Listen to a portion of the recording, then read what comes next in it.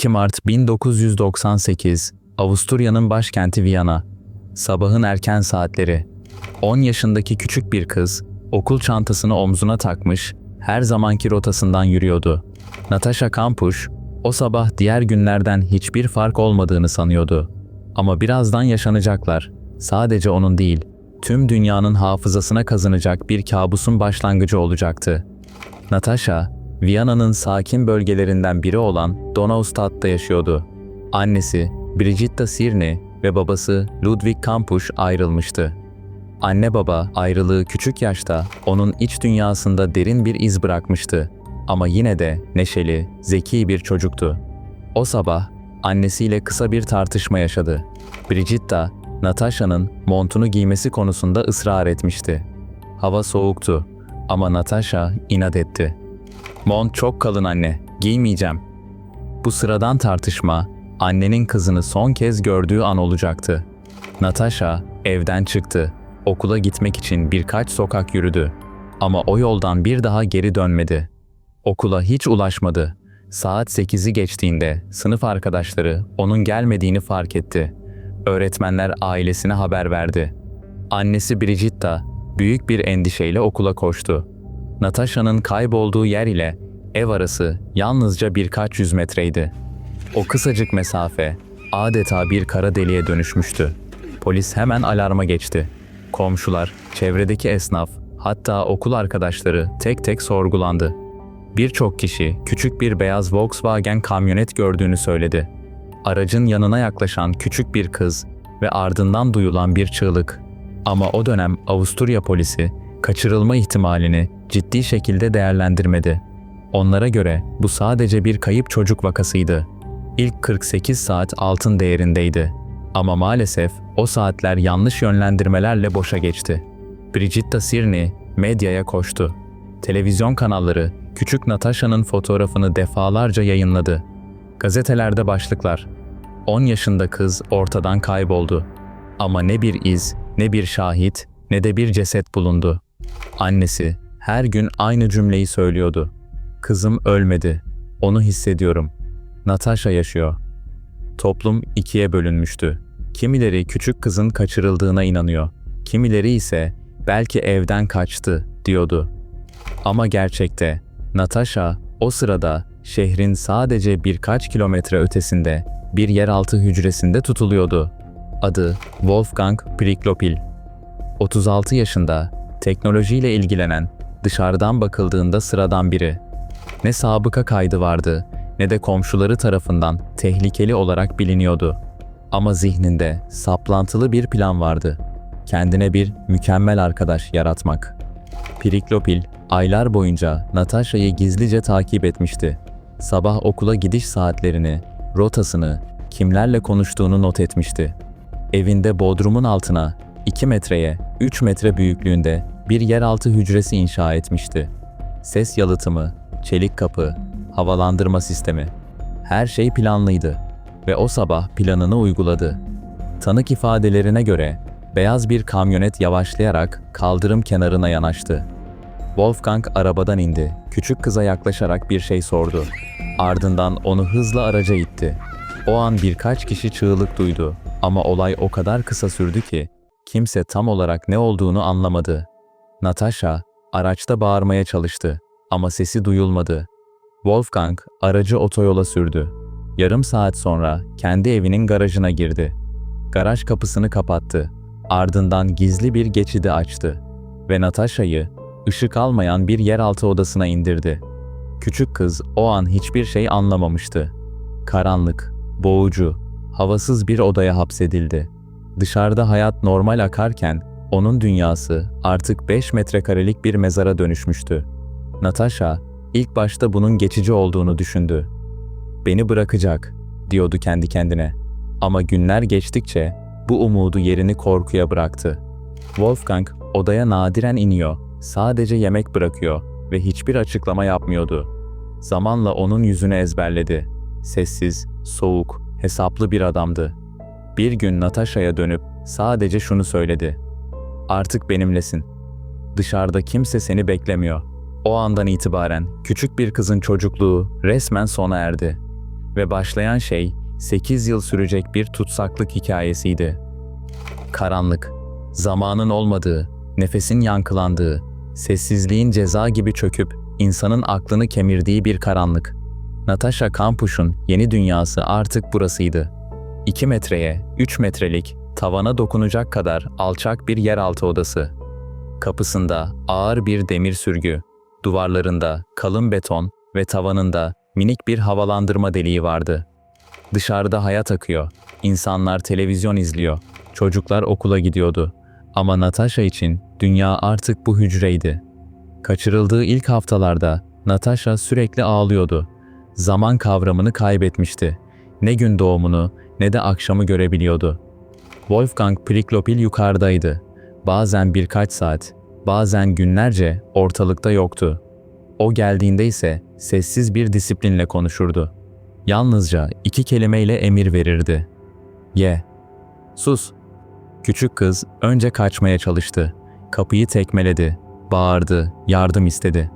Ama sesini duyan olmadı.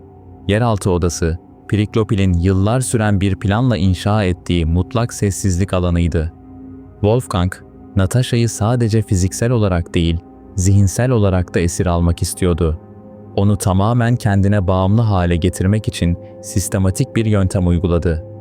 Yalnızlık, günlerce konuşmadı, bazen haftalarca hücreye inmedi. Rutin, Natasha'ya belirli saatlerde yemek, belirli saatlerde sessizlik emri verdi. Bağımlılık, o olmadan ışıklar yanmıyor, yemek gelmiyordu. Ceza, küçük bir hatada ışığı kapatıyor, saatlerce karanlıkta bırakıyordu. Yavaş yavaş küçük bir kızın zihni, bu yeni dünyaya uyum sağlamaya başladı. Korkunun yerini sessizlik aldı. İtirazın yerini kabullenme.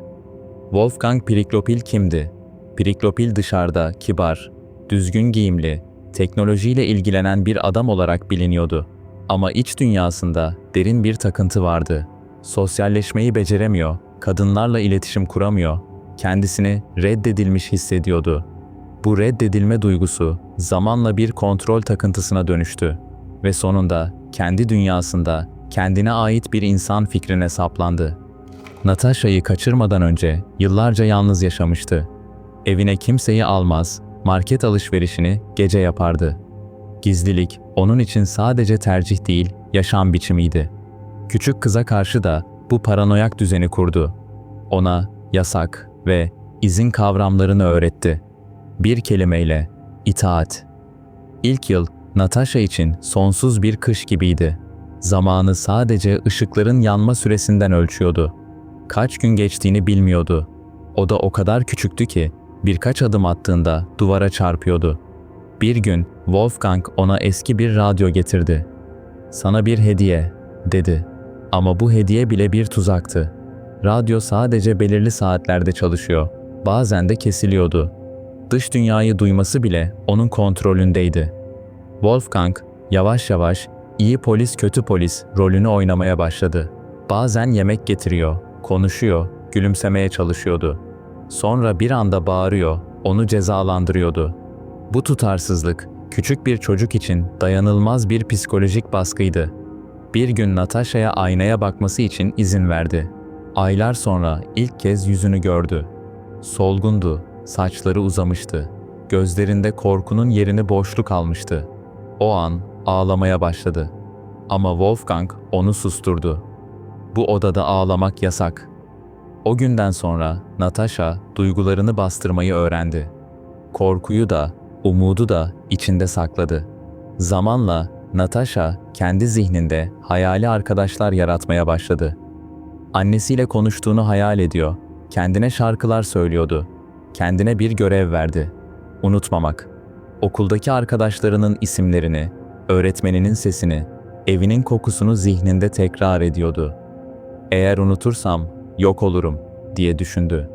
Bu zihinsel direnç onun hayatta kalmasını sağlayacaktı. Zaman geçtikçe Wolfgang, Natasha'ya daha fazla ödül vermeye başladı. Bazen hücreden çıkmasına izin veriyor, evin içinde kısa süre dolaştırıyordu. Ama her adımı gözetim altındaydı. Pencereler kilitli, telefonlar kapalıydı. Yine de o küçük yürüyüşler Natasha'nın zihninde bir umut kıvılcımı yaktı. Bir gün dışarıya adım atabileceği hayalini kurmaya başladı. O, yer altında bir mahkum değil, bir plan yapan kız olmaya başlamıştı. Yıllar birbirine karışmıştı. Natasha Kampusch için zaman artık bir çizgi değil, karanlığın içinde daireler çizen bir sonsuzluktu. Kaçırılışının üzerinden 3, sonra 4, sonra 5 yıl geçti. Ama dışarıdaki dünya değişirken onun dünyası hep aynı kaldı. 5 metrekarelik beton bir oda. Bu oda bir çocuğun aklını deliliğe sürükleyebilecek kadar sessizdi. Ama Natasha delirmedi. O, sessizliğin içinde hayatta kalmayı öğrendi. Wolfgang Priklopil artık Natasha'yı tamamen kendi düzenine alıştırmıştı. Onu disiplinli bir şekilde yaşatıyor. Yemek, temizlik, hatta konuşma saatlerini bile belirliyordu. Zamanla Natasha, onun kurallarına uymak zorunda kaldı. Çünkü karşı koymanın tek sonucu ceza oluyordu.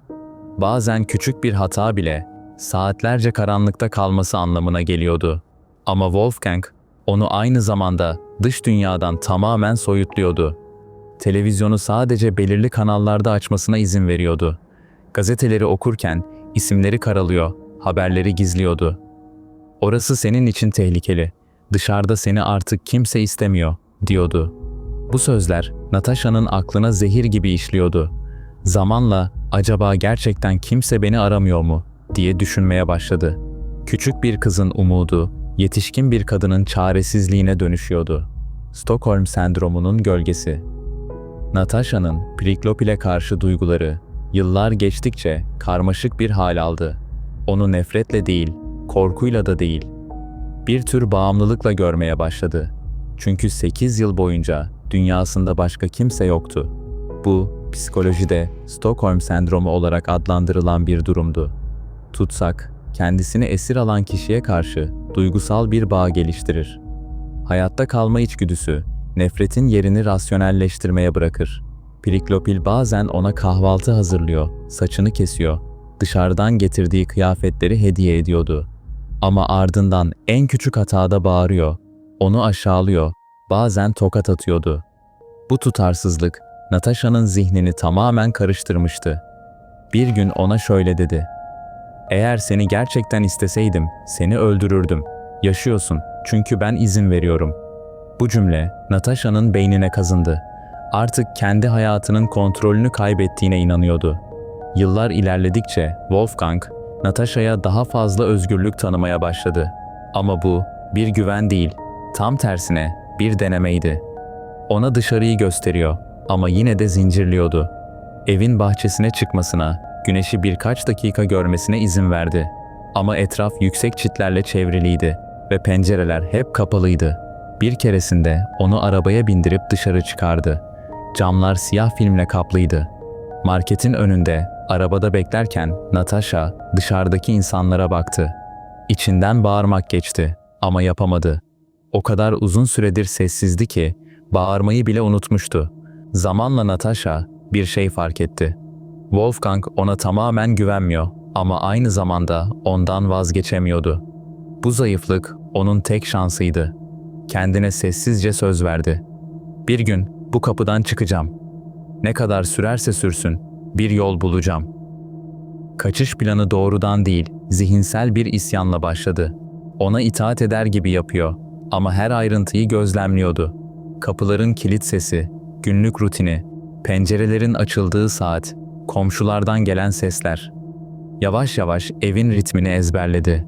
Wolfgang bazen onu evin içine alıyor, birlikte yemek yiyorlardı. Hatta bir televizyon programını birlikte izlediler. O an Natasha bir an için normal bir hayat yaşadığını hissetti. Ama sonra Wolfgang'ın sesi onu gerçeğe döndürdü. "Unutma, buradan asla kaçamazsın. Ben seni bulurum." Natasha gülümsedi ama içinden fısıldadı. "Denemeye bile değmez, dememi istiyorsun. Ama ben deneyeceğim." O günden sonra itaatkar bir tutsak rolünü oynamaya başladı. Söz dinliyor, emir alıyor, dışarıdan sakin görünüyordu. Ama zihninde sessiz bir plan büyüyordu. Kaçırılışının üzerinden 8 yıl geçmişti. Artık 18 yaşında genç bir kadındı. Bir sabah Wolfgang, evin dışına çıkmadan önce elektrikli süpürgeyi çalıştırmasını istedi. Natasha, bahçede süpürgeyle uğraşırken aniden bir fırsat gördü. Bahçe kapısı yarım aralıktı. Sokakta bir komşu bahçe suluyordu. Kalbi hızla atmaya başladı. Bu anı yıllardır beklemişti. Ama korku onu dondurdu. Eğer kaçarsa ve yakalanırsa ölmekten beter bir ceza ile karşılaşacaktı. Ama eğer kalırsa asla özgür olamayacaktı. Bir adım attı. Sonra bir tane daha ve bir anda koşmaya başladı. Komşuya yaklaştı. Gözleri doluydu. "Lütfen bana yardım edin. Ben Natasha Kampuş'um." Komşu neye uğradığını şaşırdı. O an 8 yıl süren esaretin zinciri kırılmıştı. Kadın önce şok geçirdi. Sonra polisi aradı. Kısa süre içinde sirenler çaldı. Polisler geldiğinde gözlerinin önünde hem korkmuş, hem güçlü, hem çocuk, hem kadın bir yüz vardı. Polisler onun kim olduğuna inanamadı. Ama kısa sürede DNA testi ve çocukluk fotoğraflarıyla kimliği doğrulandı. O gerçekten Natasha Kampuş'tu. Bu haber dakikalar içinde Avusturya televizyonlarına düştü. 8 yıl önce kaybolan kız bulundu. Ülke ayağa kalktı. Onu kaçıran adam Wolfgang Priklopil artık aranan bir suçluydu. Natasha'nın kaçtığını fark ettiğinde Wolfgang paniğe kapıldı. Arabasıyla şehir dışına doğru sürdü. Kendisini takip eden polislerden kaçamayacağını anlayınca tren raylarının üzerine çıktı. O an tren hızla yaklaşıyordu. Bir an bile tereddüt etmedi ve hayatına orada son verdi. Olay yerine giden polisler onun cebinde bir mektup buldu. Kısaydı, neredeyse duygusuzdu. "Onsuz yaşayamam." Bu cümle 8 yıl boyunca bir insanı zincirleyen saplantının son yankısıydı. Natasha, kurtulduğu anda bir kahraman değil, bir merak konusu haline geldi. Basın günlerce onu izledi. Fotoğraflarını çekti. Manşetler attı. Yer altında 8 yıl. Modern zamanların Rapunzel'i. Ama kimse o genç kadının gözlerinin arkasında neler olduğunu göremedi. Onun için özgürlük, dışarı çıkmak değil, yeniden nefes almayı öğrenmekti. Natasha haftalarca polis korumasında kaldı. Yavaş yavaş dış dünyaya uyum sağlamaya başladı. Ama kameralar ve flaşlar onu yeniden bir kafese sokmuş gibiydi. Bir televizyon programında ilk kez konuştuğunda yüzünde sakin bir ifade vardı. Gazeteciler ona sordu. "Onu hiç özlüyor musun?" Cevabı herkesi şaşırttı. "Hayır, ama nefret de etmiyorum." Bu söz toplumun anlamakta en çok zorlandığı şeydi. Natasha 8 yıl boyunca sadece fiziksel olarak değil, duygusal olarak da esir alınmıştı. Onu anlamak, bir insanın aklının nasıl çözüldüğünü görmek demekti. Uzmanlar röportajları analiz etti. Birçoğu Natasha'nın Stockholm sendromu yaşadığını söyledi. Ama o bu tanımı reddetti. "Bana iyilik yapmadı, beni kurtarmadı. Ama 8 yıl boyunca hayatta kalmamı sağlayan tek şey onun nasıl düşündüğünü anlamaktı." O, esir değil, hayatta kalmayı başaran bir insan olmak istiyordu. Ama toplum onu ya kurban ya da tuhaf bir vaka olarak görüyordu. Kurtuluşundan birkaç yıl sonra Natasha yaşadıklarını bir kitapta anlattı. 3096 gün, yani tutsaklıkta her günü simgeleyen sayı. Kitap Avrupa'da büyük ses getirdi. Kendini yeniden tanımlamaya çalışan genç bir kadının iç hesaplaşmasıydı. Bir röportajda şöyle dedi: "O tutsaklık beni tanımlamıyor. Ben bir kurban değilim, hayatta kalanım." Zamanla medya ilgisi azaldı. Natasha sessiz bir yaşam sürmeye başladı. Ama hala bazı geceler sessizliğin içinden gelen bir uğultu duyduğunu söylüyordu. "O odanın karanlığını bazen rüyalarımda hissediyorum. Ama artık o karanlık bana ait değil." Natasha Kampuş davası sadece bir kaçırılma hikayesi değil, modern toplumun merak ve yargı dürtülerine ayna tuttu. Gazeteler onun travmasını sansasyonel hale getirdi. Psikologlar özgürlüğe alışmak kavramını tartışmaya başladı. Ve tüm dünya şu soruya kilitlendi: bir insan 8 yıl karanlıkta yaşadıktan sonra gerçekten özgür olabilir mi? Cevabı belki de sadece Natasha biliyordu. Bugün Natasha geçmişinden kaçmıyor ama onunla yaşamayı öğrenmiş biri. Bir televizyon röportajında sunucu son soruyu sordu: Ona bir şey söyleme şansın olsaydı ne derdin? Bir an durdu. Gözleri uzaklara daldı ve fısıldadı. Beni küçük bir çocuk olarak kaçırdın. Ama bir kadın olarak çıktım. O söz bir dönemin kapanışıydı ve belki de en sessiz intikamın tanımıydı.